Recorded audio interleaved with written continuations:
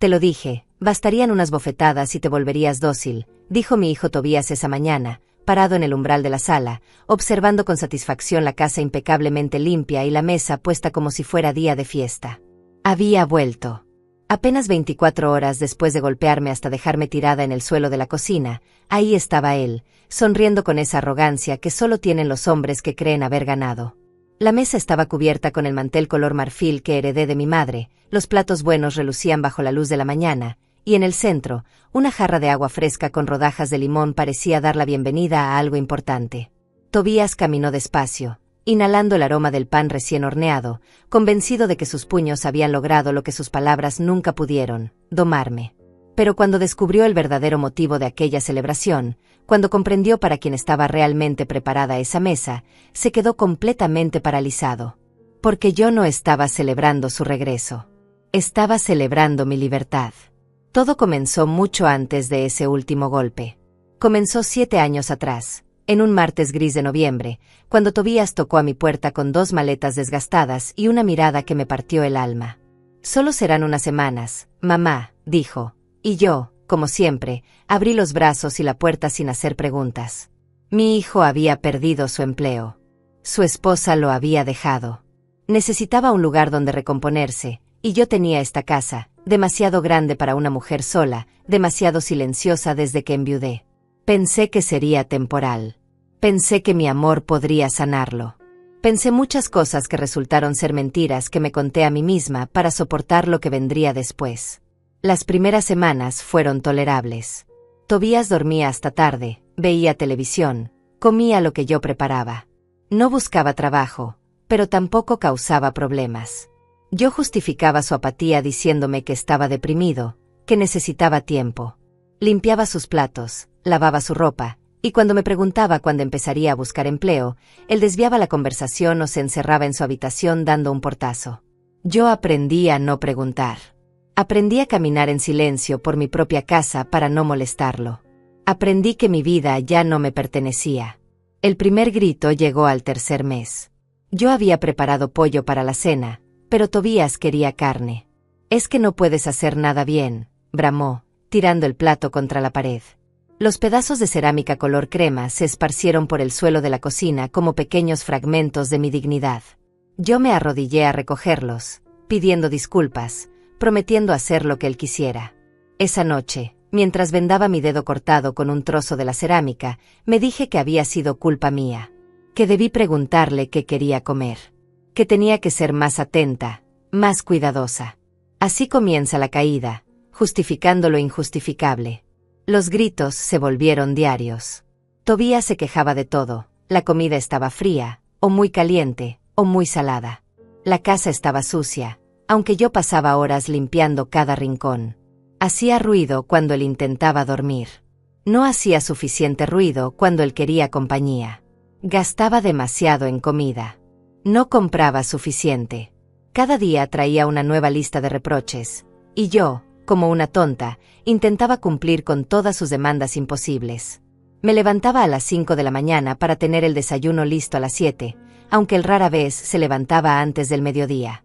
Planchaba su ropa aunque nunca saliera de casa.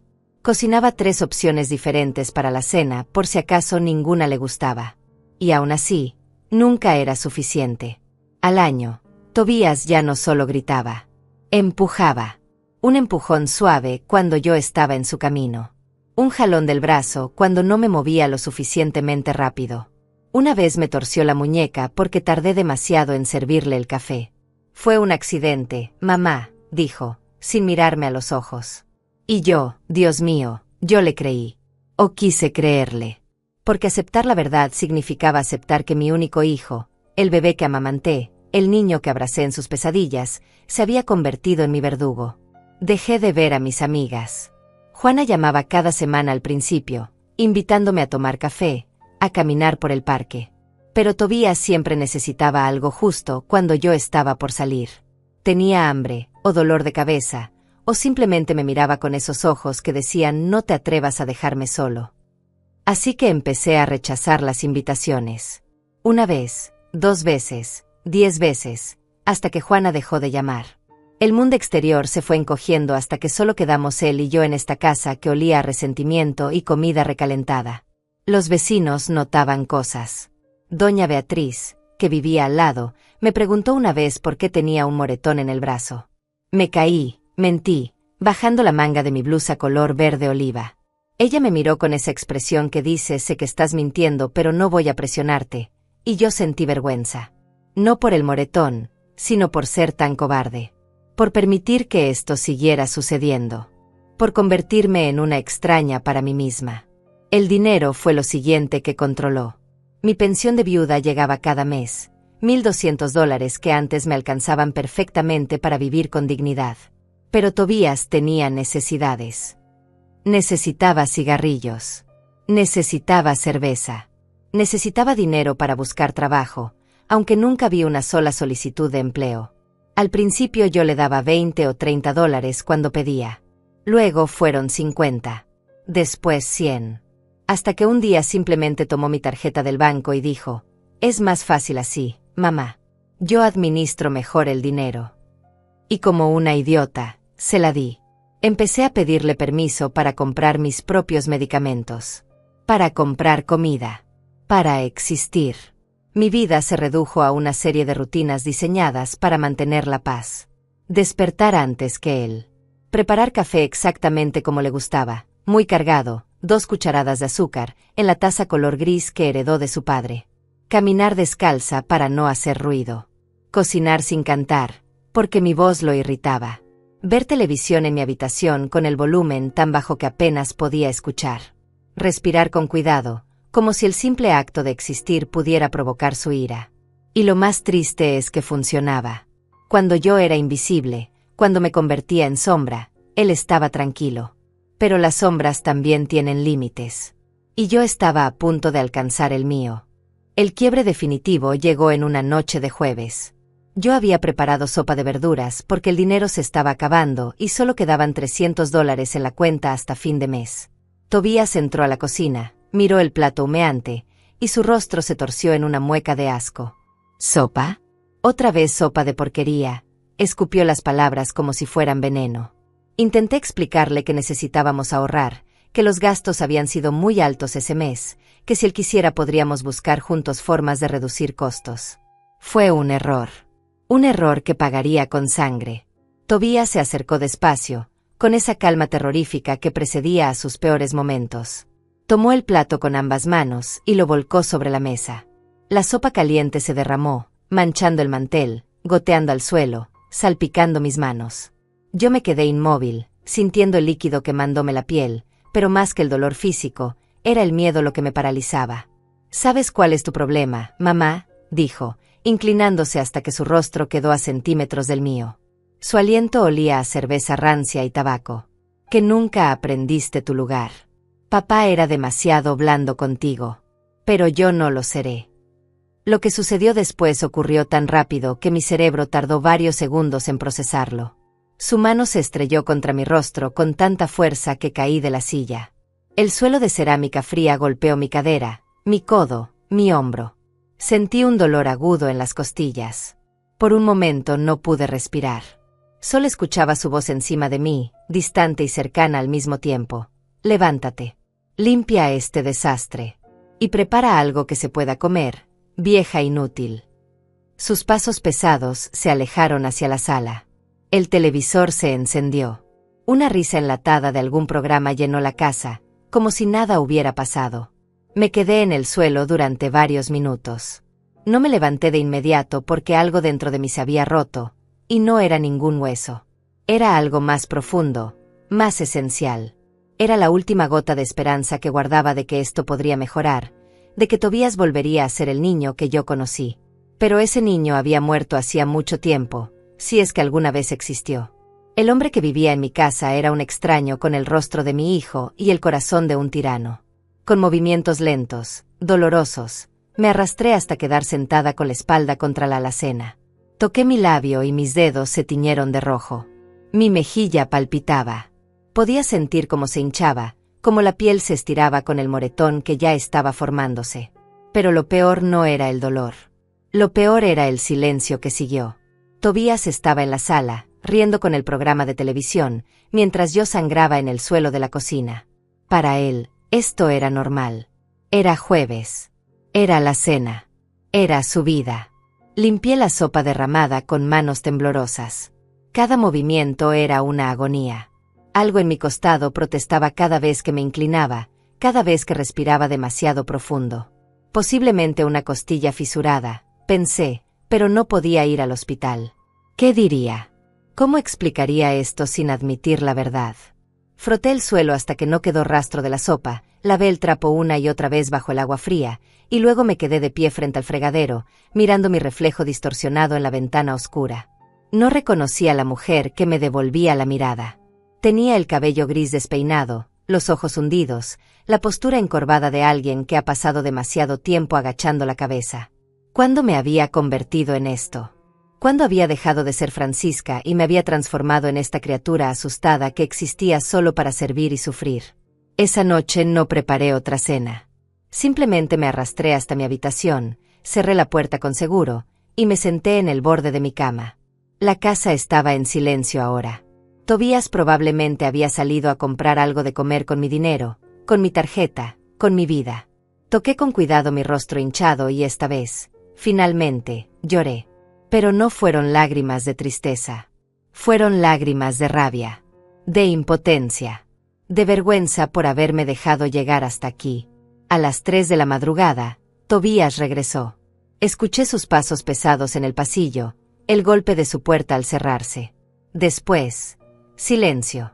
Me quedé despierta toda la noche, mirando el techo, sintiendo cada pulsación de dolor en mi cara, en mis costillas, en mi alma.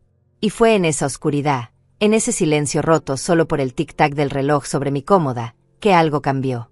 No fue un pensamiento dramático ni una revelación repentina. Fue más simple y más profundo que eso. Fue la certeza fría y clara de que si esto continuaba, Tobías me mataría. Quizás no mañana, quizás no el próximo mes, pero eventualmente, uno de sus golpes sería demasiado fuerte, demasiado certero, y yo dejaría de respirar en el suelo de mi propia cocina mientras él veía televisión en la sala. No podía permitir que eso sucediera. No así. No después de haber sobrevivido a 63 años de vida, de haber enterrado a un esposo, de haber criado a un hijo, de haber soportado pérdidas y alegrías. No iba a morir como una cobarde en manos de mi propio hijo.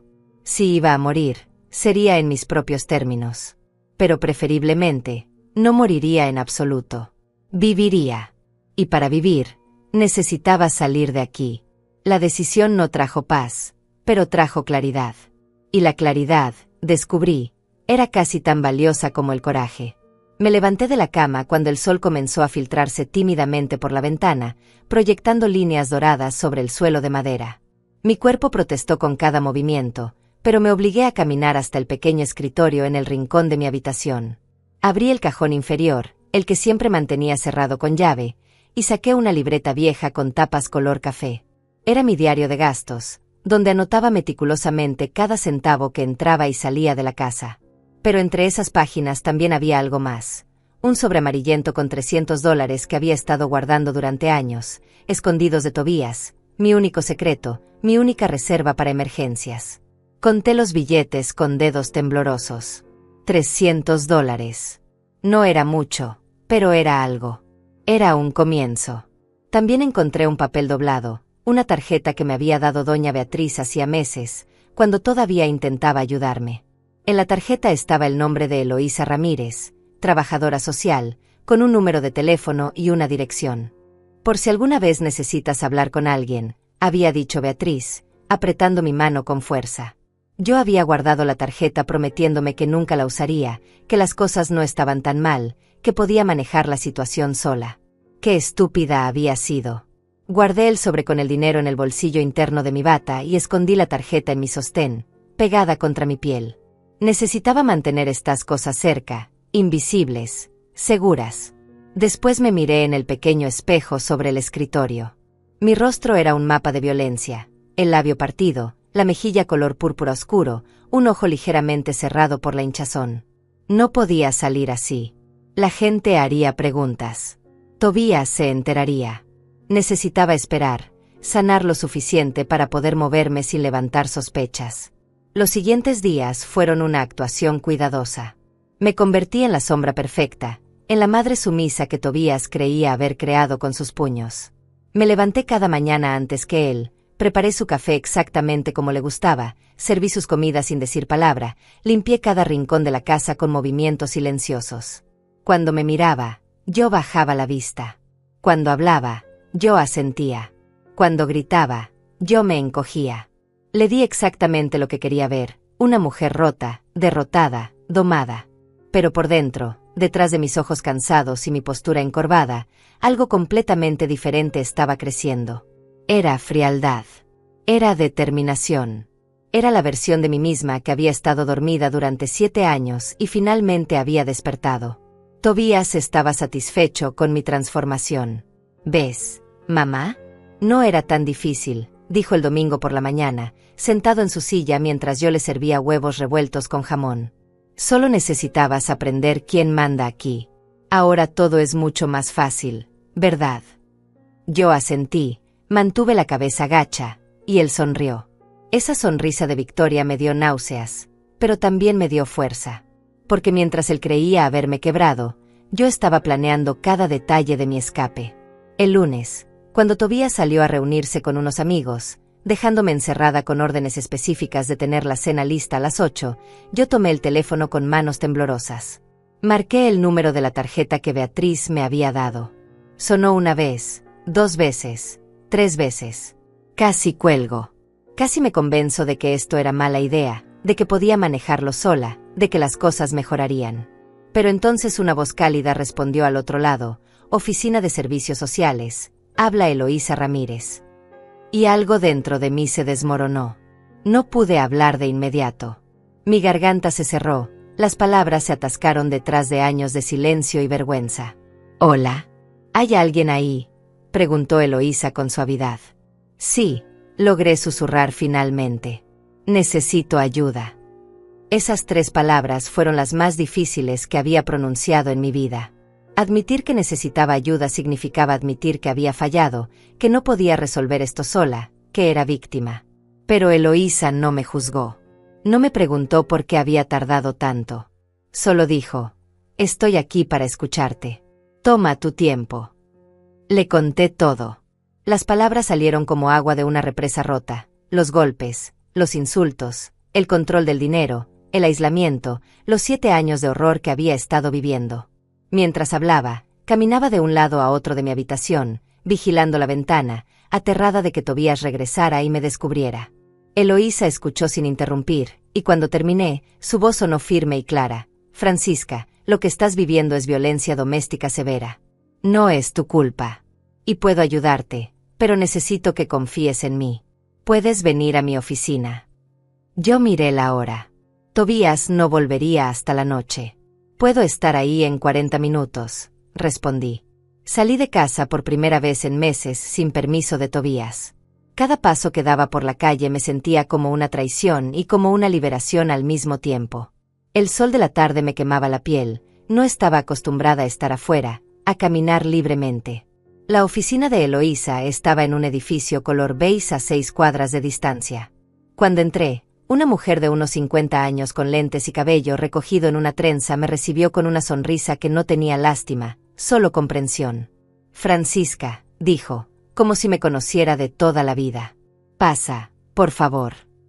Su oficina era pequeña pero acogedora. Había plantas en las ventanas, fotografías de paisajes en las paredes color crema, y una cafetera que desprendía un aroma reconfortante. Me senté en una silla frente a su escritorio y Eloísa se sentó junto a mí, no detrás del escritorio, sino a mi lado, como una igual. «Primero quiero que sepas algo importante», comenzó, mirándome directamente a los ojos. «Lo que te está pasando no es normal. No es aceptable. Y definitivamente no es tu culpa. Los hijos no tienen derecho a golpear a sus madres. Nadie tiene ese derecho». Escuchar esas palabras dichas en voz alta por otra persona me hizo llorar. No lágrimas silenciosas esta vez, sino sollozos profundos que sacudían todo mi cuerpo. Eloísa me pasó una caja de pañuelos y esperó. No intentó calmarme ni me dijo que dejara de llorar. Solo esperó hasta que pude respirar de nuevo. «Perdón», murmuré, secándome el rostro. No llores por eso, dijo ella con firmeza. Has estado siendo fuerte durante demasiado tiempo. Está bien derrumbarse ahora. Estás en un lugar seguro. Eloísa sacó una carpeta y comenzó a hacerme preguntas específicas. ¿Desde cuándo vivía Tobías conmigo? ¿Con qué frecuencia ocurrían los episodios violentos? ¿Tenía alguna prueba, fotografías de lesiones, mensajes, testigos? Yo negué con la cabeza, avergonzada. No había documentado nada. Había escondido los moretones, había mentido sobre las caídas, había mantenido todo en secreto. Eso está bien, dijo Eloísa, anotando algo en su libreta. Empezaremos desde ahora. Voy a tomarte fotografías de las lesiones actuales. ¿Me das permiso? Asentí. Las fotografías fueron humillantes. Tuve que mostrar mi rostro hinchado desde diferentes ángulos, levantar mi blusa para mostrar los moretones en mis costillas, extender mis brazos para capturar las marcas de dedos donde Tobías me había agarrado con fuerza días atrás. Cada clic de la cámara era evidencia de mi vergüenza, pero también evidencia de su culpa. Cuando terminamos, Eloísa guardó la cámara y me tomó las manos. Esto es muy valiente, Francisca. Sé que no se siente así, pero lo es. Hablamos durante casi 2 horas. Eloísa me explicó mis opciones. Podía solicitar una orden de restricción, podía presentar cargos penales, podía buscar refugio en un albergue para víctimas de violencia doméstica. Pero cuando mencionó el albergue, algo dentro de mí se reveló. No, dije con una firmeza que me sorprendió. Esa es mi casa. La compré con mi esposo hace 30 años. Pagamos cada centavo. Enterré a mi marido desde esa casa. No voy a dejar que Tobías me expulse de mi propio hogar. Eloísa sonrió, y por primera vez vi orgullo en sus ojos. Entonces haremos esto de otra manera, dijo. Me habló de un abogado que trabajaba con casos de violencia doméstica, un hombre llamado César Mendoza que podía ayudarme a recuperar el control legal de mi propiedad, de mi dinero, de mi vida. Trabaja con nosotros frecuentemente, explicó Eloísa. Es bueno en lo que hace y no cobra por la consulta inicial. ¿Quieres que lo llame ahora? Yo asentí, sintiendo como algo parecido a la esperanza comenzaba a crecer en mi pecho. César llegó 30 minutos después. Era un hombre de unos 40 años, con traje gris oscuro y expresión seria pero amable.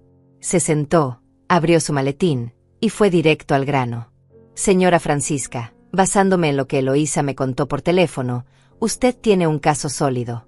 Su hijo está viviendo en su propiedad sin pagar renta, la está agrediendo física y emocionalmente, y está controlando sus finanzas. Podemos trabajar en múltiples frentes: orden de protección, desalojo legal, recuperación del control de sus cuentas bancarias. Pero necesito saber, ¿está lista para hacer esto? Porque una vez que empecemos, no hay vuelta atrás. Miré a César, luego a Eloísa, y luego a mis propias manos, arrugadas y marcadas por años de trabajo. Pensé en Tobías, en su sonrisa satisfecha cuando creía haberme domado. Pensé en todos los años que había perdido siendo su sirvienta, su víctima, su posesión. Y pensé en la mujer que había sido antes, la Francisca que reía, que cantaba mientras cocinaba, que tenía amigas y sueños. Estoy lista, dije. Y esta vez, mi voz no tembló.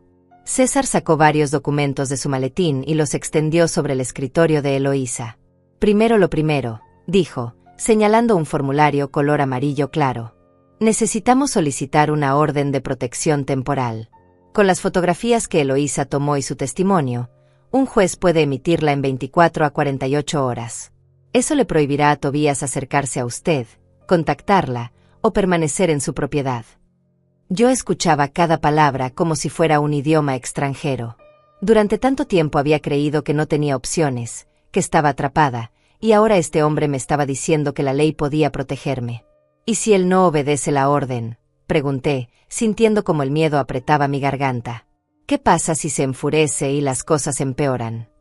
César me miró con seriedad. No le voy a mentir, señora Francisca. Hay riesgo. Los momentos más peligrosos en situaciones de violencia doméstica son cuando la víctima intenta irse o tomar control. Por eso necesitamos planear esto cuidadosamente.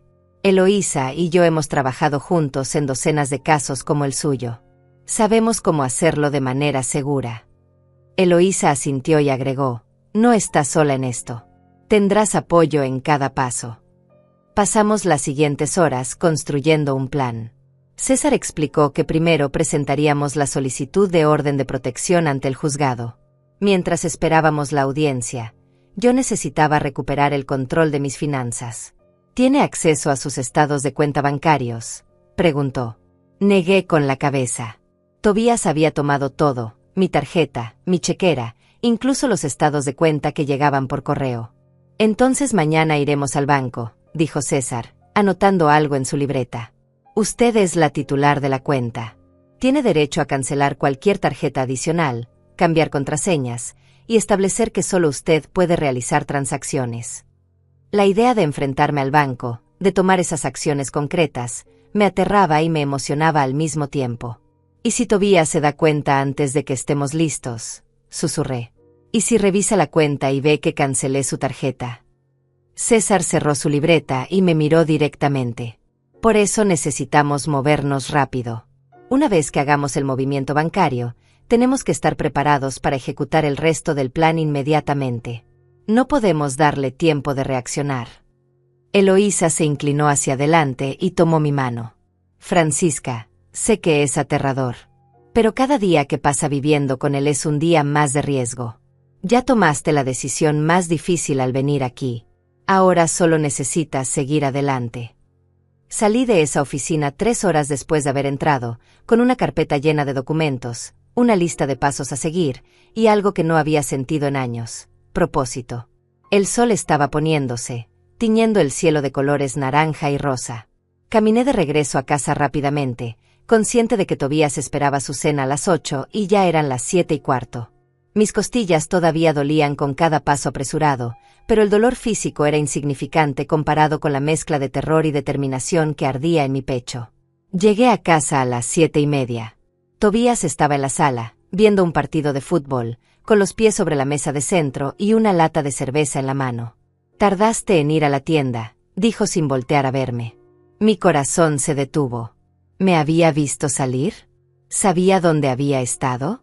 Había mucha fila, mentí, manteniendo mi voz tranquila mientras caminaba hacia la cocina.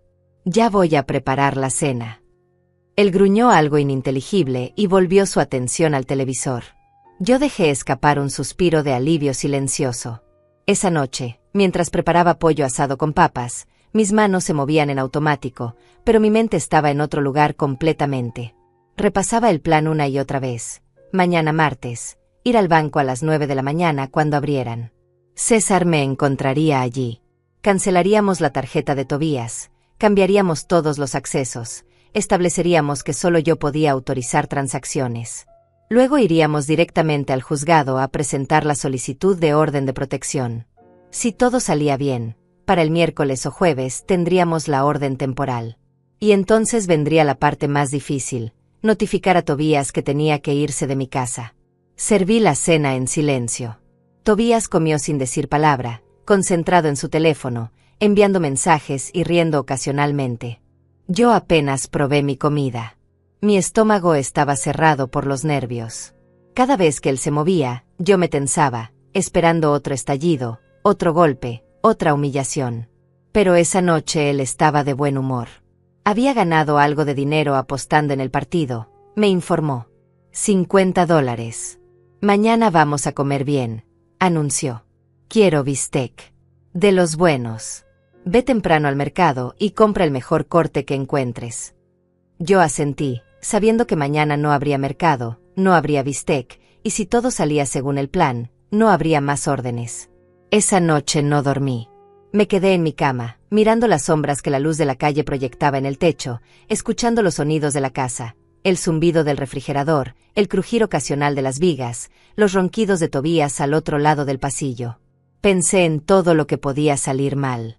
¿Y si el banco se negaba a ayudarme? ¿Y si el juez no creía mi historia? ¿Y si Tobías descubría lo que estaba planeando antes de que pudiéramos ejecutarlo? Las posibilidades de fracaso eran infinitas, y cada una me aterraba más que la anterior. Pero entonces recordé las palabras de Eloísa: ya tomaste la decisión más difícil. Tenía razón. Lo más difícil no era lo que vendría después, sino atreverse a dar el primer paso. Y yo ya lo había dado. Ya había salido de la casa sin permiso. Ya había hablado con extraños sobre mi situación. Ya había admitido la verdad. No podía retroceder ahora, incluso si quisiera. El proceso ya estaba en movimiento. A las 5 de la mañana me levanté, aunque no había dormido en absoluto. Me duché con agua tibia, dejando que el calor relajara mis músculos tensos. Me vestí con cuidado, pantalones color gris oscuro, una blusa color melocotón, zapatos cómodos. Quería verme respetable, como la dueña de casa que era, no como la víctima que me había convertido. Me miré en el espejo del baño. Los moretones estaban desvaneciendo, cambiando de púrpura a un amarillo verdoso, pero todavía eran visibles. Buenos, pensé. Que el juez los vea. Que el mundo vea lo que Tobías me ha hecho. Preparé café para Tobías, como siempre. Coloqué su taza en la mesa de la cocina, junto con pan tostado y mermelada. Escribí una nota. Fui al mercado temprano para conseguir el mejor bistec. Vuelvo pronto. Era mentira, por supuesto, pero necesitaba tiempo. Necesitaba que él no sospechara nada hasta que fuera demasiado tarde para detenerme. Tomé mi bolso, metí dentro la carpeta de documentos que César me había dado, y salí de casa a las 6:30 de la mañana. Las calles estaban casi vacías a esa hora.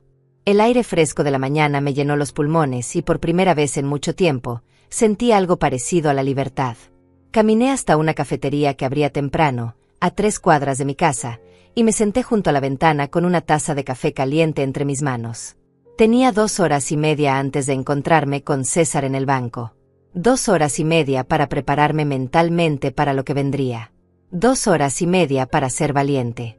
César llegó al banco exactamente a las 9, con su maletín en una mano y una expresión de determinación en su rostro.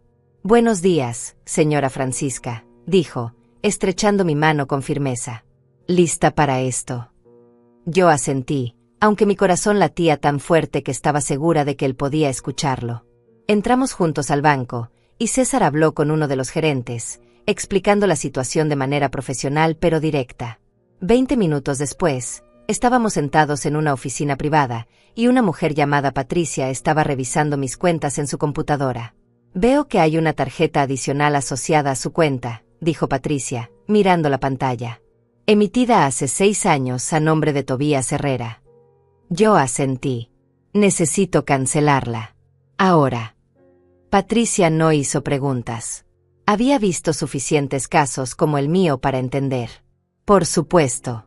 También voy a cambiar su PIN, sus contraseñas de banca en línea, y voy a colocar una alerta en su cuenta para que nadie más que usted pueda autorizar cambios.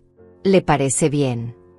«Perfecto», dije, sintiendo como un peso comenzaba a levantarse de mis hombros. Cuando salimos del banco 30 minutos después, yo llevaba una nueva tarjeta bancaria en mi bolso, nuevas contraseñas memorizadas, y por primera vez en 6 años, control total sobre mi propio dinero. César caminaba a mi lado con paso firme mientras nos dirigíamos al juzgado, que estaba a solo 2 cuadras de distancia. «Lo hiciste muy bien ahí dentro», dijo, y algo en su tono me hizo sentir orgullosa de mí misma. Había sido fuerte. Había hablado con claridad. No había llorado ni me había disculpado por tomar lo que era mío por derecho. El juzgado era un edificio imponente de concreto con columnas altas y pasillos que olían a papel viejo y desinfectante.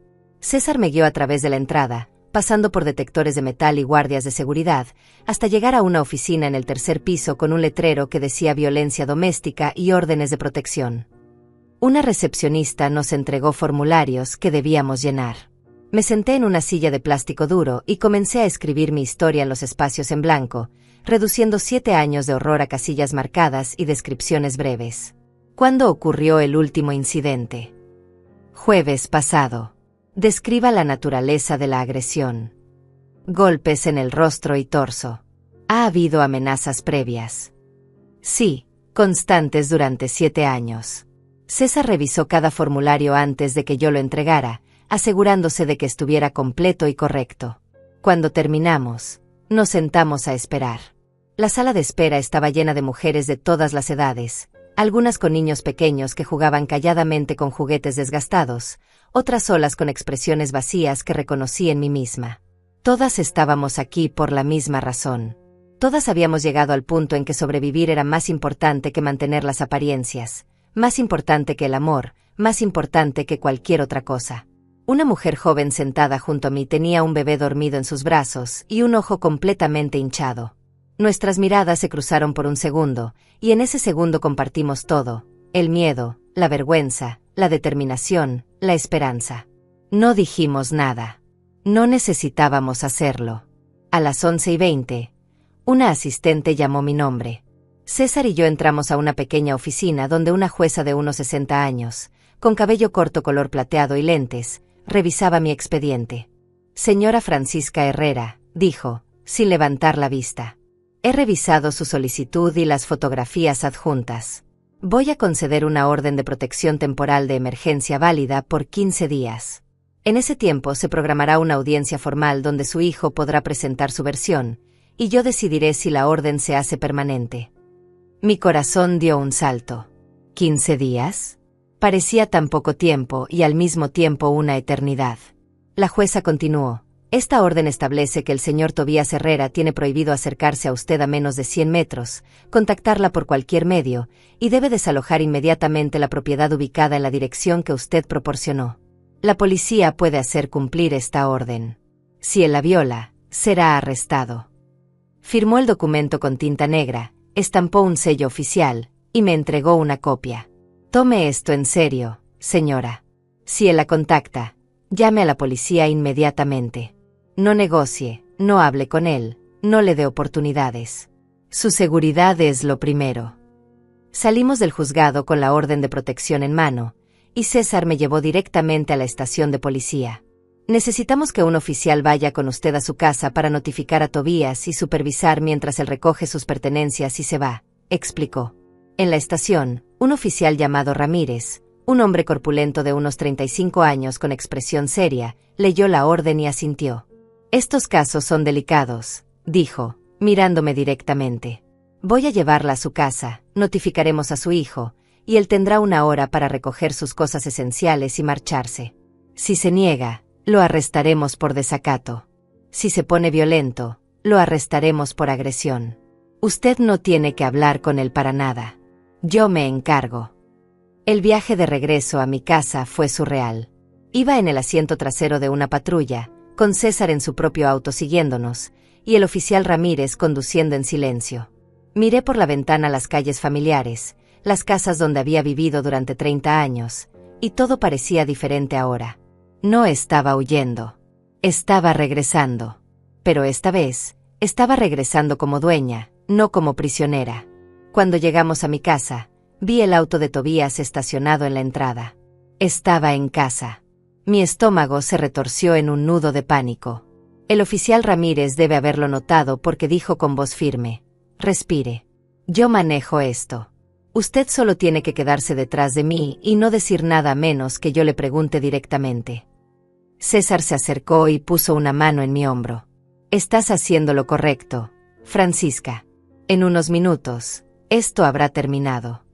Caminamos hasta la puerta principal. Yo saqué mis llaves con manos temblorosas y abrí. Adentro, la televisión estaba encendida a todo volumen. Tobías estaba en el sofá, exactamente donde lo había dejado tantas veces, con los pies sobre la mesa y una cerveza en la mano. Cuando nos vio entrar, su expresión cambió de confusión a furia en un segundo. ¿Qué demonios es esto?, rugió, poniéndose de pie. ¿Por qué trajiste a la policía a mi casa? No es su casa, señor, dijo el oficial Ramírez con voz calmada pero autoritaria. Esta propiedad pertenece a la señora Francisca Herrera. Y tengo aquí una orden de protección que le prohíbe a usted permanecer en estas instalaciones. Extendió el documento hacia Tobías. Él lo tomó con brusquedad, sus ojos recorriendo las líneas rápidamente, y luego me miró con una expresión que me heló la sangre. Era odio puro. ¿Hiciste esto?, preguntó con voz peligrosamente baja. Me traicionaste así, vieja desgraciada. Yo quise responder, quise explicar, quise gritar todos los años de dolor que él me había causado. Pero el oficial Ramírez se interpuso entre nosotros. Señor Herrera, tiene una hora para recoger sus pertenencias personales y abandonar la propiedad. Si intenta contactar, intimidar o acercarse a la señora Francisca, será arrestado inmediatamente. ¿Entendió? Tobías apretó la mandíbula, arrugó el papel en su puño, y durante un momento pensé que iba a atacarnos. Pero la presencia del oficial uniformado, la mano cerca de su cinturón donde colgaba la pistola, fue suficiente para detenerlo. «Está bien», dijo finalmente, su voz cargada de veneno. «Me voy de esta porquería de casa. Pero esto no se queda así, mamá. No se queda así». El oficial Ramírez dio un paso adelante. «Eso sonó como una amenaza, señor Herrera. Le sugiero que elija sus palabras con más cuidado». Tobías no respondió. Simplemente giró sobre sus talones y subió las escaleras hacia su habitación con pasos pesados que hicieron temblar toda la casa. César me guió hasta la cocina mientras Tobías recogía sus cosas arriba. «Siéntate», dijo, señalando una silla. «Respira. Ya casi termina». Pero yo no podía sentarme.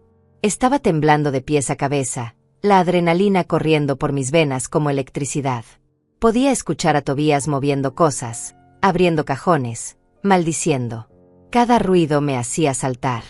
El oficial Ramírez se quedó parado al pie de las escaleras, vigilando, con una expresión que no dejaba espacio para negociaciones. 20 minutos después, Tobías bajó con 2 maletas grandes y una mochila.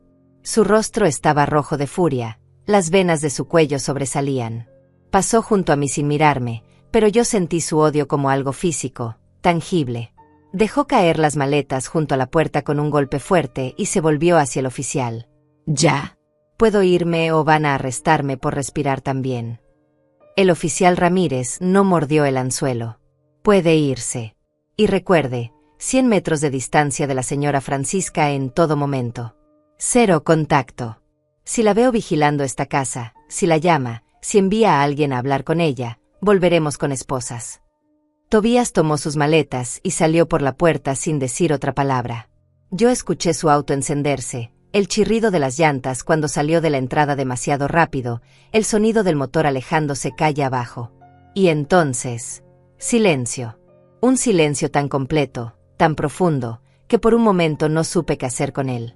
El oficial Ramírez cerró la puerta principal y puso el cerrojo. «Ya se fue», dijo. «Está bien». ¿Estaba bien? No lo sabía. Mis piernas cedieron y tuve que agarrarme del respaldo de una silla para no caer. César me sostuvo del brazo. «Siéntate, Francisca. Ya pasó. Ya terminó». Pero no se sentía como si hubiera terminado.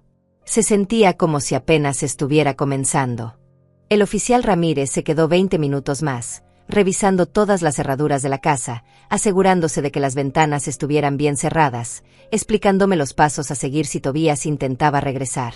«Mantenga su teléfono cargado y cerca en todo momento», dijo, entregándome una tarjeta con el número directo de la estación. «Si él aparece, si lo ve cerca, si recibe cualquier tipo de contacto, llame inmediatamente. No espere, no dude, no piense que está exagerando. Estos casos pueden escalar rápidamente». Yo asentí, guardando la tarjeta en el bolsillo de mi blusa. César añadió su propio número de teléfono en un papel. «Yo también estoy disponible 24 horas. Cualquier cosa, Francisca, lo que sea, me llamas». Cuando finalmente se fueron, me quedé parada en medio de mi sala, rodeada de un silencio que era completamente mío por primera vez en 7 años. La casa se sentía extraña, como si fuera un lugar nuevo, aunque cada mueble, cada grieta en la pared, cada mancha en la alfombra fueran tan familiares como mi propia piel. Caminé lentamente de habitación en habitación, tocando las superficies, reconociendo mi propio espacio. En la cocina, el plato de Tobías todavía estaba en el fregadero, con restos de comida seca. Lo levanté y por un instante consideré lavarlo por reflejo. Pero luego, algo dentro de mí se reveló. Lo dejé caer en el bote de basura. No iba a limpiar más sus desastres. Nunca más. Subí las escaleras hacia su habitación, el cuarto que había sido de huéspedes antes de que él llegara y lo convirtiera en su fortaleza personal. La puerta estaba abierta. Adentro, el desorden era monumental, ropa sucia apilada en las esquinas, botellas vacías de cerveza en el piso, platos con comida a medio comer sobre el escritorio. El olor era nauseabundo, una mezcla de sudor, tabaco y abandono. Había dejado muchas cosas: pósters en las paredes, cajas de objetos personales, una lámpara rota. Pero no me importó. Todo eso podía esperar. Cerré la puerta y decidí que esa habitación existiría para mí solo cuando estuviera lista para enfrentarla.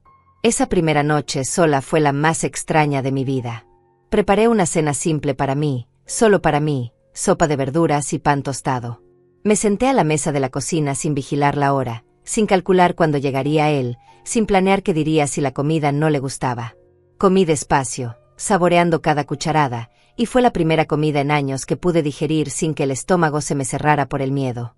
Después lavé mi plato, solo mi plato, y dejé todo limpio. Apagué las luces, revisé las puertas 2 veces, y subí a mi habitación. Me acosté en mi cama, pero no pude dormir. Cada sonido de la casa me hacía saltar: el viento golpeando una ventana, el crujido de las vigas, el motor de un auto pasando por la calle. Mi corazón latía acelerado, esperando escuchar sus pasos pesados, su llave en la cerradura, su voz rugiendo mi nombre. Pero no vino. Las horas pasaron lentamente, marcadas por el reloj en mi mesita de noche. 11, medianoche, 1 de la mañana, 2. Y poco a poco, mientras el silencio se extendía sin romperse, algo dentro de mí comenzó a relajarse. Estaba sola. Realmente sola. Y por primera vez en tanto tiempo, eso no daba miedo. Daba paz. Los siguientes días fueron un ejercicio de reaprender a vivir. Me despertaba sin alarmas, preparaba café solo para mí, desayunaba cuando tenía hambre, no cuando alguien más lo ordenaba. Limpié la casa a mi propio ritmo, sin prisa, sin pánico. Abrí las cortinas y dejé entrar la luz del sol. Puse música, algo que no había hecho en años porque a Tobías le molestaba el ruido. Canté mientras cocinaba. Mi voz sonaba oxidada, desafinada por falta de uso, pero no me importó. Era mi voz, en mi casa, y nadie podía callarme. Eloísa me llamó cada día durante esa primera semana. ¿Cómo estás? ¿Has tenido noticias de él? ¿Te sientes segura? Sus preguntas eran profesionales pero genuinas. Yo le contaba sobre mis días, sobre los pequeños actos de libertad que estaba redescubriendo: dormir hasta tarde, comer helado directamente del recipiente a medianoche, ver programas de televisión que yo elegía. Eso es bueno, decía ella. Estás reconstruyéndote. Toma tu tiempo. No hay prisa. César también llamaba, manteniéndome informada sobre el proceso legal. La audiencia formal para la orden de protección permanente estaba programada para dentro de 10 días. Tobías había sido notificado oficialmente. Tendría la oportunidad de presentarse y dar su versión. ¿Tengo que verlo?, pregunté, sintiendo como el pánico apretaba mi garganta. Tendrás que estar en la misma sala, explicó César, pero habrá seguridad. Él no podrá acercarse a ti. Yo estaré contigo todo el tiempo. Eloísa también estará allí. No estás sola en esto. Esas palabras se habían convertido en un mantra. No estás sola. Después de 7 años de aislamiento, de creer que no tenía a nadie, de pensar que debía soportar todo en silencio, descubrir que había personas dispuestas a ayudarme era abrumador y hermoso al mismo tiempo. El 5.º día después de que Tobías se fuera, me atreví a salir de casa. No para hacer mandados necesarios, sino solo para caminar. Me puse un vestido color lavanda que no había usado en años, me cepillé el cabello y lo dejé suelto, y salí a la calle bajo el sol de la tarde. Caminé por mi vecindario como si lo viera por primera vez. Saludé a doña Beatriz, que estaba regando sus plantas en el jardín. Sus ojos se iluminaron al verme. Francisca, qué gusto verte. Te ves diferente. Me siento diferente, respondí, y era verdad. Algo en mi postura había cambiado. Ya no caminaba encorvada, con la mirada baja. Caminaba con la cabeza en alto. Beatriz dejó la manguera y se acercó a la cerca que separaba nuestras casas. Escuché que tu hijo se fue, dijo con cuidado, sin juzgar. Yo asentí. Se fue. Y no va a volver. Ella sonrió, una sonrisa pequeña pero significativa. Me alegro, Francisca. Me alegro mucho. Si alguna vez necesitas compañía, o solo quieres tomar un café, mi puerta está siempre abierta. Por primera vez en años, acepté la invitación. Me encantaría. Mañana, ¿te parece bien? Perfecto, dijo ella, y había calidez genuina en su voz. Esa noche, mientras preparaba la cena, escuché un auto detenerse frente a mi casa. Mi corazón se paralizó. Corrí hacia la ventana de la sala y miré con cuidado a través de las cortinas. Era un auto desconocido, color negro, con vidrios oscuros. Se quedó ahí, con el motor encendido, durante lo que parecieron horas, pero probablemente fueron solo 2 minutos. Luego se fue. Yo me quedé temblando, con el teléfono en la mano, lista para llamar a la policía. ¿Era Tobías? ¿Alguien que él había enviado? ¿O simplemente un vecino visitando a alguien en la calle? No lo sabía. Pero el miedo regresó, crudo y paralizante, recordándome que aunque Tobías ya no viviera aquí, su sombra todavía se extendía sobre mi vida. Llamé a César. Él contestó al segundo timbre. Francisca, ¿qué pasó? Le conté sobre el auto. Él escuchó sin interrumpir y luego dijo, ¿viste a alguien dentro? El auto hizo algo amenazante. No, admití. Solo se quedó ahí parado. Está bien, dijo con voz calmada. Es normal estar hipersensible después de lo que viviste. Puede que no haya sido nada, pero hiciste bien en llamarme. Si vuelve a pasar, anota la placa del auto y llama a la policía. Ellos pueden verificar. Y Francisca, respira. Está segura. Las puertas están cerradas. Tienes números de emergencia. No estás indefensa. Esas palabras me ayudaron a calmarme. Tenía razón. Ya no era la mujer indefensa que Tobías había intentado crear. Había tomado acciones. Había buscado ayuda. Tenía una orden de protección, aliados, recursos. Si él intentaba algo, no me quedaría callada. No me escondería. Lucharía. Esa noche dormí con el teléfono en la mesita de noche y un bate de béisbol que encontré en el garaje bajo la cama. Probablemente nunca lo usaría, pero saber que estaba ahí me daba una sensación de control. Los días siguieron pasando. Recuperé el contacto con Juana, mi vieja amiga que había dejado de llamar después de tantos rechazos. Cuando marqué su número, después de años de silencio, mi voz temblaba. Juana, soy Francisca. Hubo una pausa, y luego su voz, cálida y sorprendida. ¿Francisca? Dios mío. ¿Cómo estás? Hacía tanto que no sabía de ti. Lo sé, dije, sintiendo lágrimas quemar mis ojos. Lo siento mucho. Yo tuve problemas. Pero ahora estoy mejor. Y me preguntaba si quisieras tomar café conmigo algún día. Quedamos de vernos el sábado. Cuando llegó el día, yo estaba nerviosa como adolescente en su primera cita. Me arreglé con cuidado, eligiendo ropa que me hacía sentir como yo misma, no como la sombra en la que me había convertido. Juana me abrazó cuando nos encontramos en la cafetería, un abrazo largo y fuerte que me hizo llorar. Te extrañé, susurró. Yo también, respondí. No le conté todo ese día. Era demasiado pronto. Pero le conté lo suficiente, que Tobías ya no vivía conmigo, que estaba recuperando mi vida, que necesitaba reconectar con las personas que me importaban. Ella escuchó, tomó mi mano a través de la mesa, y dijo, estoy aquí. Para lo que necesites. Siempre. La audiencia estaba programada para el martes a las 10 de la mañana. La noche anterior apenas pude cerrar los ojos. Me quedé despierta repasando mentalmente lo que diría, cómo me comportaría, qué haría si Tobías intentaba intimidarme con la mirada o las palabras. César me había preparado. El juez te hará preguntas sobre los incidentes de violencia. Responde con honestidad, con calma. No te dejes provocar si Tobías o su abogado intentan hacerte enojar. Mantén la compostura. La verdad está de tu lado. Pero saber qué hacer y poder hacerlo eran dos cosas completamente diferentes. Me levanté al amanecer, me duché con agua casi fría para despertarme completamente, y me vestí con el traje más formal que tenía, pantalón color gris carbón y blusa color crema. Quería verme seria, respetable, como alguien cuyas palabras merecían ser escuchadas. Me maquillé ligeramente para cubrir las últimas sombras de los moretones que aún persistían en mi mejilla, aunque parte de mí quería dejarlos visibles. Quería que el juez viera exactamente lo que Tobías me había hecho.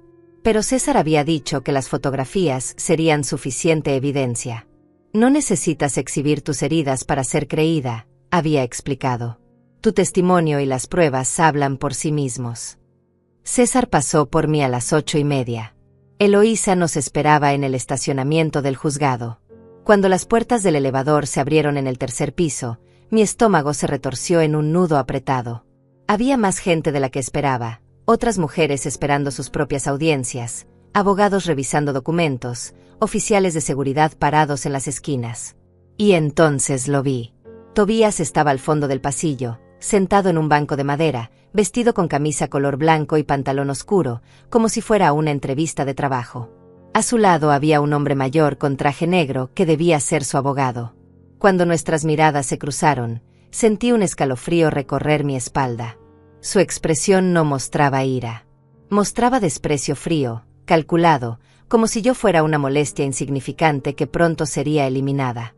César puso una mano en mi hombro. No lo mires. Enfócate en mí. Él no puede hacerte nada aquí. Eloísa se colocó al otro lado, creando una barrera protectora. Nos sentamos en el banco opuesto, lo más lejos posible de Tobías. Los minutos se arrastraron como horas. A las 10 en punto, una asistente abrió las puertas de la sala de audiencias y comenzó a llamar nombres. Caso número 4732, Francisca Herrera contra Tobías Herrera. Mi corazón latía tan fuerte que estaba segura de que todos en la sala podían escucharlo. La sala era más pequeña de lo que había imaginado. Había una mesa para cada parte, una silla para testigos, y al frente, elevado sobre una plataforma, el escritorio del juez. La misma mujer que había firmado mi orden temporal estaba ahí, revisando papeles con expresión seria. César me guió hasta nuestra mesa. Tobías y su abogado se sentaron en la mesa opuesta, a menos de 3 metros de distancia. Yo podía sentir su presencia como algo físico, opresivo, pero me obligué a mantener la vista al frente, a respirar, a recordar por qué estaba aquí. La jueza levantó la mirada.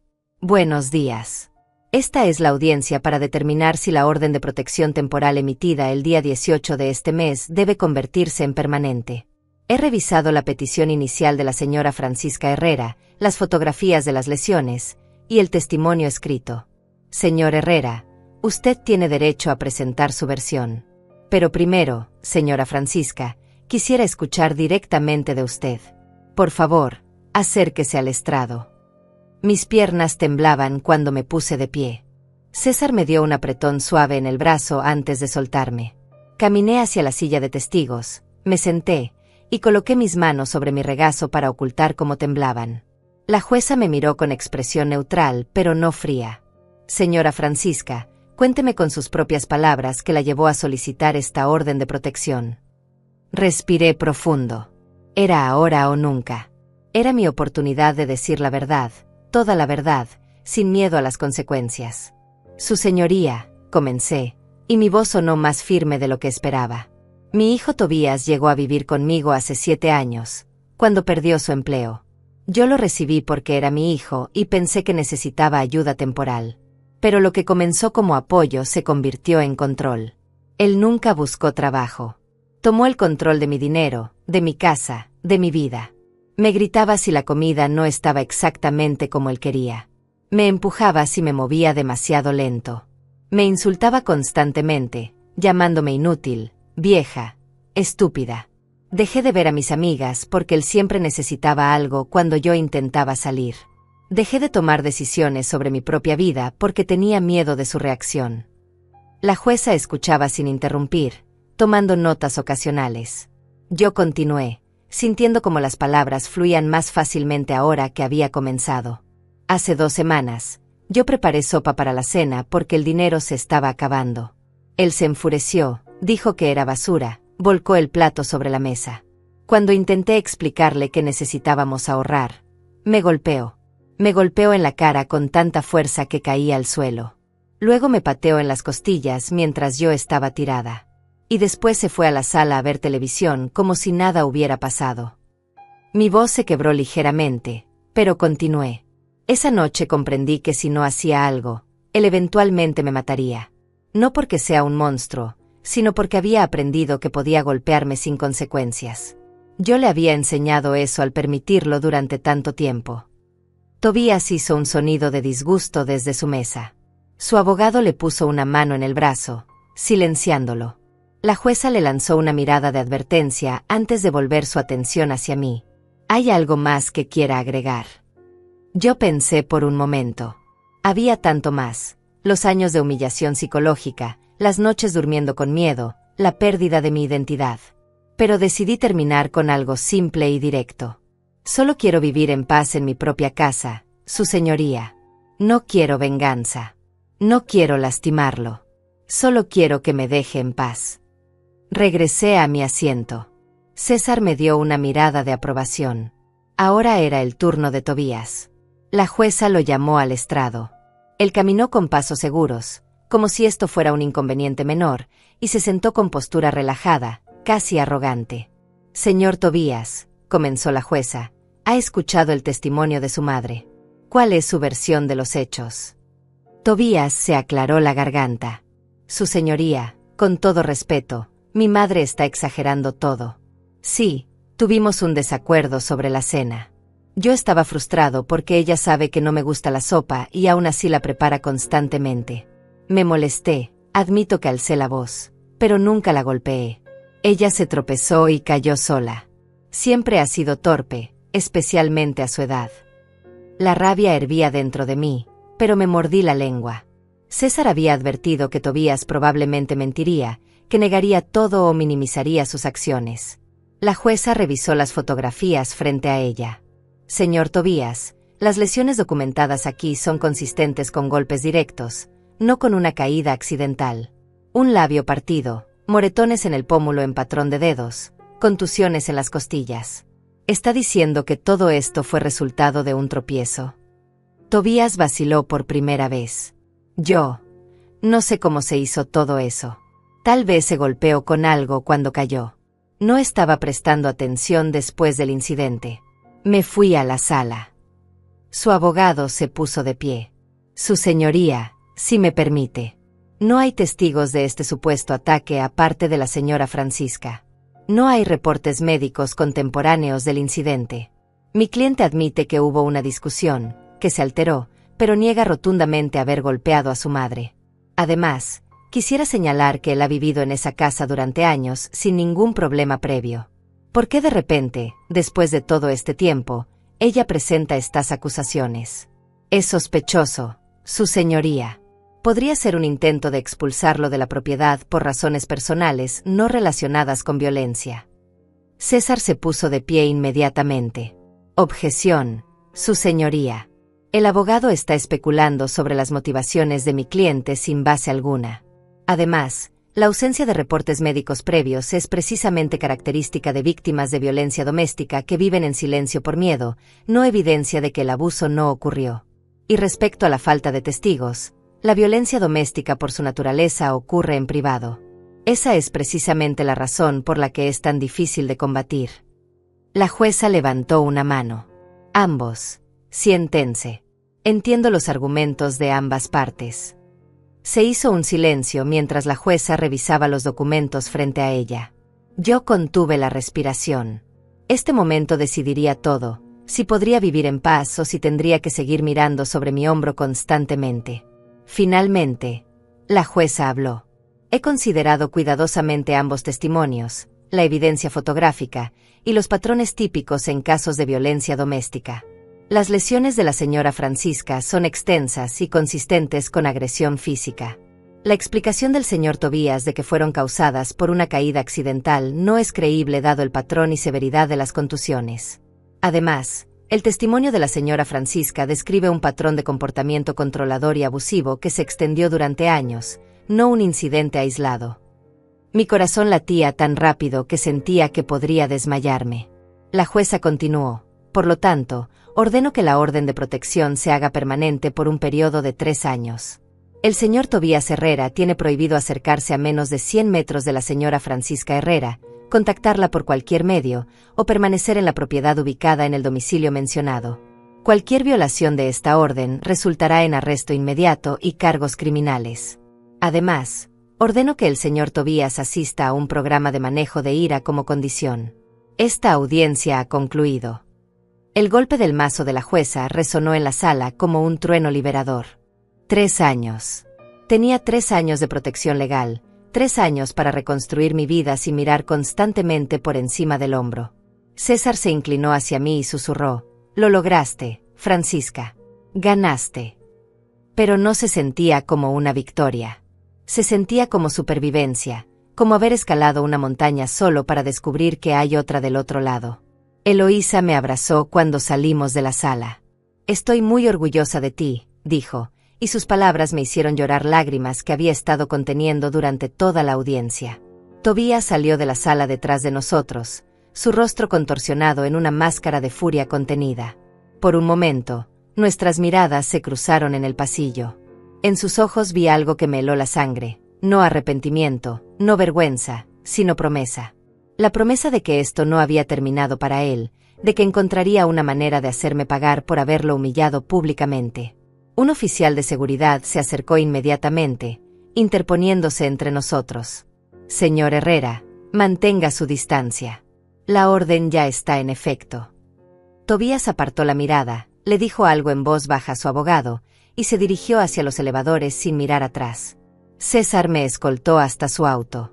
Mis piernas apenas me sostenían, la adrenalina que me había mantenido de pie durante la audiencia finalmente se disipaba, dejándome exhausta y temblorosa. «Quiero que sepas algo importante», dijo César mientras manejaba de regreso a mi casa. «Lo que hiciste hoy requirió un coraje inmenso. La mayoría de las personas en tu situación nunca dan este paso. Se quedan calladas hasta que es demasiado tarde. Tú te salvaste a ti misma, Francisca. No lo olvides». Sus palabras se grabaron en mi mente como un tatuaje invisible. Cuando llegamos a mi casa, César insistió en revisar todas las cerraduras nuevamente, en verificar que las ventanas estuvieran seguras, en asegurarse de que yo tenía todos los números de emergencia programados en mi teléfono. «Los primeros días después de una orden como esta son críticos», explicó. «Tobías está furioso. Puede intentar contactarte a través de otras personas, puede enviar mensajes desde números desconocidos, puede intentar manipularte emocionalmente. No respondas a nada. Cualquier intento de contacto, por mínimo que parezca, repórtalo inmediatamente». Yo asentí, memorizando cada instrucción como si mi vida dependiera de ello. Porque quizás dependía. Esa noche preparé una cena especial para mí misma. No fue nada elaborado, solo pasta con salsa de tomate casera y ensalada, pero la preparé con intención, con amor propio, celebrando el hecho de que ahora podía comer en paz. Puse la mesa bonita, con el mantel que me gustaba, encendí una vela, y me serví una copa de vino que había estado guardada en la alacena durante años. Comí despacio, saboreando cada bocado, y por primera vez en mucho tiempo, la comida no sabía a miedo. Sabía a libertad. Los días siguientes fueron más tranquilos de lo que esperaba. No hubo autos extraños frente a mi casa, no hubo llamadas de números desconocidos, no hubo señales de Tobías. Parte de mí estaba aliviada. Otra parte estaba inquieta, esperando que la otra zapatilla cayera. Conocía a mi hijo. Conocía su temperamento. No era el tipo de hombre que aceptaba la derrota con gracia.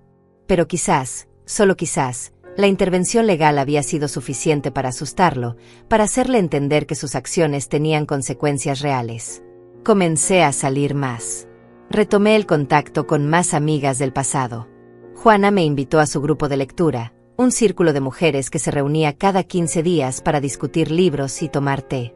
La primera vez que asistí, me sentía como una impostora, como si no mereciera estar ahí con estas mujeres que reían libremente y hablaban de sus vidas sin vergüenza. Pero ellas me recibieron con calidez, sin hacer preguntas invasivas, y poco a poco empecé a sentirme parte de algo más grande que mi propia tragedia. Doña Beatriz se convirtió en una visitante regular. Venía 2 o 3 tardes a la semana, traía galletas caseras o frutas de su jardín, y nos sentábamos en mi cocina a tomar café y conversar. No hablábamos siempre de cosas profundas. A veces solo comentábamos sobre las telenovelas, sobre el clima, sobre los chismes del vecindario. Pero su presencia constante me recordaba que no estaba sola, que había personas que se preocupaban por mí sin querer nada a cambio. Una tarde, 3 semanas después de la audiencia, estaba regando las plantas en mi jardín cuando vi un sobre blanco en mi buzón. Lo abrí con manos temblorosas. Adentro había una tarjeta sin firma con solo 3 palabras escritas en letra apretada: «Esto no termina». Mi sangre se congeló. Era la letra de Tobías, la reconocería en cualquier lugar. Había violado la orden de protección. Entré corriendo a la casa, cerré la puerta con seguro, y llamé inmediatamente a César. Él llegó en menos de 20 minutos, acompañado por un oficial de policía. Tomaron fotografías de la tarjeta, la guardaron como evidencia, y presentaron un reporte formal. Esto es una violación directa de la orden, explicó el oficial. Vamos a emitir una orden de arresto contra él. ¿Sabe dónde podría estar viviendo? Yo negué con la cabeza. No tenía idea de dónde había ido Tobías después de salir de mi casa. No tenía su número nuevo, no sabía con quién se estaba quedando. El oficial anotó todo en su libreta. Manténgase alerta. Si lo ve cerca de su propiedad, llame al 911 inmediatamente. No intente confrontarlo. Yo asentí, aunque la idea de ver a Tobías aparecer en mi puerta me llenaba de terror paralizante. Esa noche no dormí. Me quedé sentada en la sala con todas las luces encendidas, el teléfono en una mano y el bate de béisbol en la otra, esperando escuchar pasos en el porche, una ventana rompiéndose, su voz gritando mi nombre. Pero la noche pasó en silencio. Al amanecer, exhausta y temblorosa, finalmente me permití cerrar los ojos por un par de horas. 2 días después, la policía arrestó a Tobías. Lo encontraron en un bar a 6 cuadras de mi casa, borracho y hablando abiertamente sobre cómo yo lo había traicionado, cómo me haría pagar. Alguien en el bar, preocupado por su comportamiento errático, llamó a la policía. Cuando los oficiales llegaron y revisaron su nombre en el sistema, descubrieron la orden de arresto pendiente. Lo esposaron ahí mismo, frente a todos los clientes del bar. César me llamó para darme la noticia. Está detenido, Francisca. Pasará al menos 72 horas en custodia mientras procesan los cargos por violación de la orden de protección. La noticia debería haberme aliviado, pero solo sentía un vacío extraño. Este era mi hijo, el bebé que había cargado en mis brazos, y ahora estaba en una celda por haberme amenazado. ¿En qué momento todo se había torcido tan terriblemente? No es tu culpa, dijo César, como si pudiera leer mis pensamientos a través del teléfono. Tobías tomó sus propias decisiones. Tú solo te protegiste. Nunca olvides eso.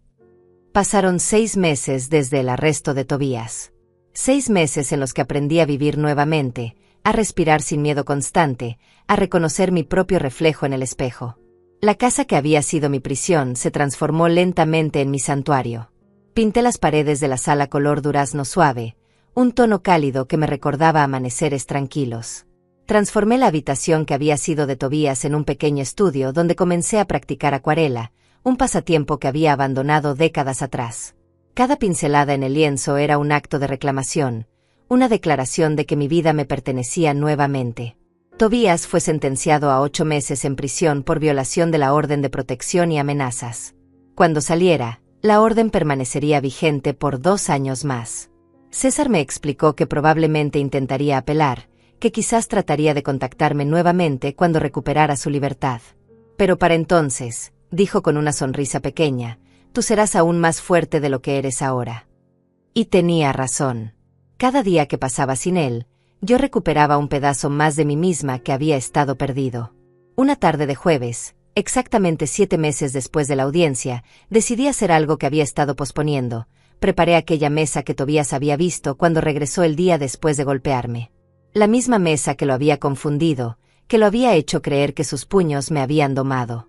Pero esta vez la preparé por las razones correctas. Invité a Eloísa, a César, a Beatriz, a Juana, y a 3 mujeres más del grupo de lectura.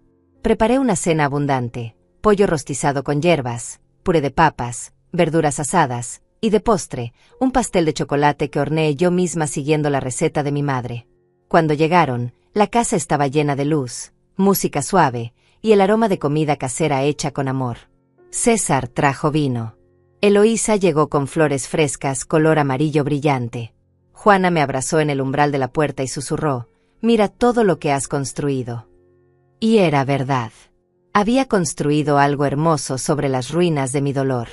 Nos sentamos alrededor de esa mesa, la misma que había sido testigo de tanta violencia, y la llenamos de risas, historias y celebración.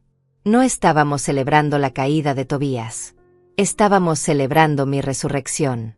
Durante la cena, César levantó su copa. Quisiera hacer un brindis por Francisca, dijo, y todos guardaron silencio. Hace 7 meses conocí a una mujer que había sido golpeada, controlada y despojada de su dignidad. Pero esa mujer encontró el valor para levantarse, para buscar ayuda, para decir basta. Y hoy miro a mi alrededor y veo a esa misma mujer, pero transformada. Veo a alguien que no solo sobrevivió, sino que está floreciendo. Francisca, eres un ejemplo de que nunca es demasiado tarde para recuperar tu vida. Por ti. Todos levantaron sus copas. Por Francisca, dijeron al unísono. Yo tuve que secarme las lágrimas con la servilleta. Eloísa compartió algo después.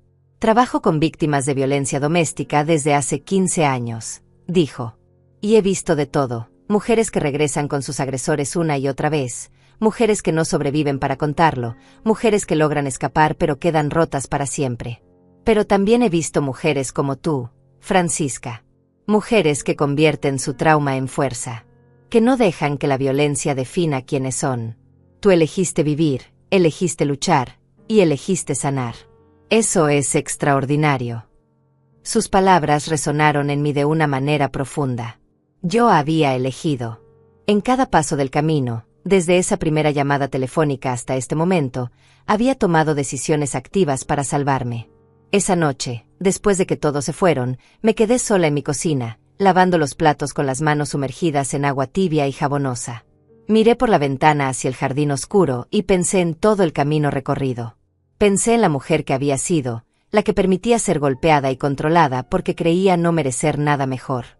Pensé en la mujer que era ahora, la que tenía amigas, proyectos, esperanza. No eran la misma persona. Yo había muerto en el suelo de esa cocina hace 7 meses. Y había renacido más fuerte. Tobías eventualmente saldría de prisión. Probablemente seguiría siendo el hombre violento y resentido que siempre había sido. Pero eso ya no era mi problema. Yo había hecho mi parte, había establecido límites, había buscado protección legal, había construido una red de apoyo. Si él elegía cambiar, bien por él. Si no, esa era su cruz que cargar, no la mía. Yo ya no era responsable de salvarlo o soportarlo. Mi única responsabilidad era hacia mí misma. Los siguientes meses continuaron trayendo pequeñas victorias. Recuperé completamente el control de mis finanzas y descubrí que Tobías había gastado casi $25,000 de mis ahorros durante los años que vivió conmigo. César me ayudó a presentar una demanda civil para recuperar parte de ese dinero. Probablemente nunca vería un centavo, pero el acto mismo de reclamar lo que era mío tenía valor. Me inscribí en clases de yoga para personas mayores en el centro comunitario. Comencé a hacer voluntariado en un refugio para víctimas de violencia doméstica, ayudando a otras mujeres a navegar el mismo proceso que yo había atravesado. Compartir mi historia, ver cómo les daba esperanza a otras, me sanaba de maneras que no había anticipado. Un año después de todo, en una tarde soleada de primavera, estaba sentada en mi jardín pintando flores silvestres cuando Beatriz se asomó por la cerca. Francisca, tienes visita, dijo. Mi corazón se aceleró por un momento de pánico instintivo, pero Beatriz sonrió. Es Eloísa. Eloísa entró al jardín con una carpeta bajo el brazo. Vine a darte algo, dijo, sentándose en la silla junto a mí. Abrió la carpeta y sacó un certificado. Completaste oficialmente el programa de recuperación para sobrevivientes. Esto es para ti. Era un simple pedazo de papel, pero significaba todo. Significaba que había hecho el trabajo, había asistido a terapia, había procesado mi trauma, había aprendido herramientas para nunca volver a ese lugar oscuro. ¿Sabes qué es lo más increíble de ti?, preguntó Eloísa, mirándome con ojos brillantes.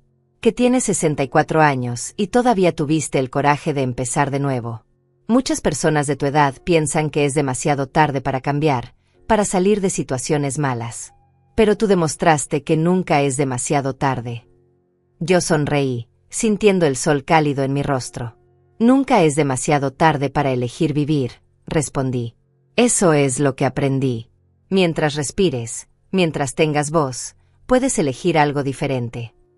Esa noche, me quedé despierta más tarde de lo usual, sentada en mi porche con una taza de té de manzanilla, mirando las estrellas. Pensé en Tobías, donde sea que estuviera. Le deseé paz, genuinamente. No porque mereciera mi perdón, sino porque yo merecía liberarme del peso del resentimiento. Él había sido el villano de mi historia, pero yo había elegido ser la heroína de mi propio rescate. Y esa elección, esa decisión de no esperar a que alguien más me salvara sino salvarme yo misma, había marcado toda la diferencia. La casa detrás de mí estaba iluminada, cálida, llena de vida. Mi vida. Y aunque el camino había sido doloroso, aunque las cicatrices permanecerían siempre, yo estaba aquí. Estaba viva. Estaba libre. Y eso, después de todo lo vivido, era todo lo que necesitaba.